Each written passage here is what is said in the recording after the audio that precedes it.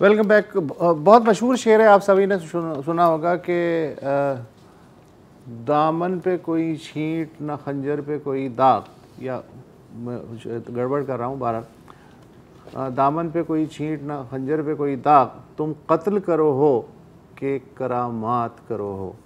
सरहद पार दिल्ली में जो कुछ हुआ है, मैं तो पिछले एक हफ्ते से झूम रहा हूँ किस सफाई से मोदी जी ने अपोजिशन के सरकर्दा रहनुमा राहुल गांधी को ऐसे निकाला है जैसे मक्खन में से बाल निकाला जाता है, थ्रू कोर्ट, अदालती प्रोसीजर के ज़रिए। और हमारे यहाँ अभी तक डंडे, आंसू गैस उसकी चल रही है।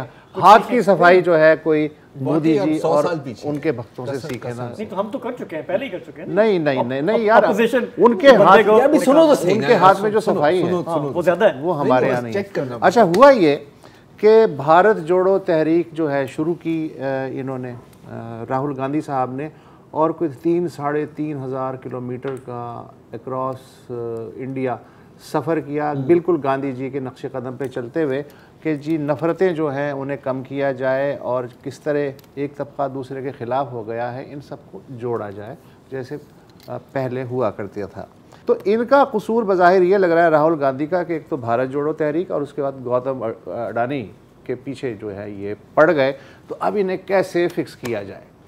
तो उसके लिए निकाला गया, आज से 4 साल पहले जो इलेक्शन हुए थे 2019 में, राहुल गांधी कर्नाटका की रियासत से वो खड़े हुए थे, उसने और वहाँ से जीत गए थे। वहाँ इलेक्शन कैंपेन में तकरीरें तो करते ही हैं सभी, इन्होंने भी तकरीर की, उसका एक टुकड़ा उसको बुनियाद बनाया गया, सज़ा के लिए ना है। लेकिन और उस हिसाब से ज़ाहिर है कि अदालत में एक डिफेमेशन की कार्रवाई तो बनती है, लेकिन 4 साल बाद ये कर्नाटका में तकरीर उन्होंने की थी। इन पे जो केस दायर हुआ वो गुजरात की एक अदालत में, सूरत की एक अदालत में, डिवीजन मजिस्ट्रेट की अदालत में एक कोई बूदी साहब थे, उन्होंने दायर किया।